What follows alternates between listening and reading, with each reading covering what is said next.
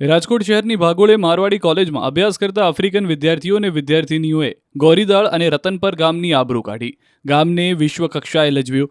Rajkot Morbi highway પર આવેલી મારવાડી યુનિવર્સિટીમાં ભણવા આવતા આફ્રિકન વિદ્યાર્થીઓએ ભણતરના નામે રતનપર, ગોરીદાળ, હડાળા સહિતના આજુબાજુના ગામડાને ડ્રગ્સના દૂષણ અને કૂટણખાનામાં ફેરવી દીધો છે. આ વિસ્તારમાં આફ્રિકન વિદ્યાર્થીઓ ભાડે મકાન રાખીને રહે છે અને દિવસે રાત્રે દારૂ ગાંજાનું સેવન કરે છે તેમજ નશાની હાલતમાં બહાર નીકળીને બીભત્સ વર્તન કરે છે અને ગ્રામજનોને હેરાન કરે છે, જેથી ગ્રામજનો અહીં રહી પણ નથી શકતા અને સહી પણ નથી શકતા. મહત્તમ છાત્રો ડ્રગ્સ અને અય્યાશીમાં રચ્યા પચ્યા રહેતા હોવાનો રતનપર સહિત 3 ગામના ગ્રામજનોએ આક્ષેપ કર્યો.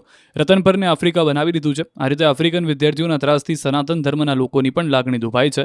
આફ્રિકન વિદ્યાર્થીઓ પોતાના ઘરમાં પણ બીભત્સ પરિસ્થિતિમાં રહે છે અને ઘરના દરવાજા અને બારી ખુલ્લા જ રાખે છે, જેથી લોકો પોતાના ઘરના બારી દરવાજા બંધ રાખવા મજબૂર બન્યા છે. જેથી લોકોએ હવે કંટાળી આ વિદ્યાર્થીઓને અહીંથી કાઢવા માંગ કરી છે.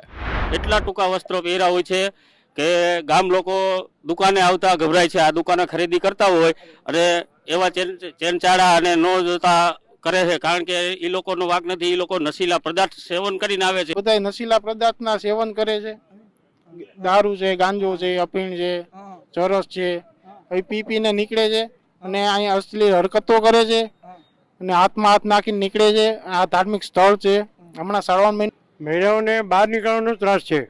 એ લોકોના જે વસ્ત્રો ધારે છે એ આમ કલ્પના બહાર છે, કોઈને શબ્દો નથી. આ લોકો એવી બધી પ્રવૃત્તિ કરી રહ્યા છે કે એની તમે વાત જવા દો. કે અમારા હમણાં એક દીકરી બાને મારી લીધું, કાંઈ વાક કાંઈ ગુનો વગર. આ અમારે કેટલું સહન કરવાનું? આવી પ્રવૃત્તિ કરે છે, એવી બિસ્ટોળી મૂકી પીવે છે, અહીંયા લોકો નો કરવાના ધંધા કરે છે. QR કોડ સ્કેન કરો અને ડાઉનલોડ કરો News 18 એપ. મેળવો ગુજરાત અને દેશ દુનિયાની પળે પળની અપડેટ્સ.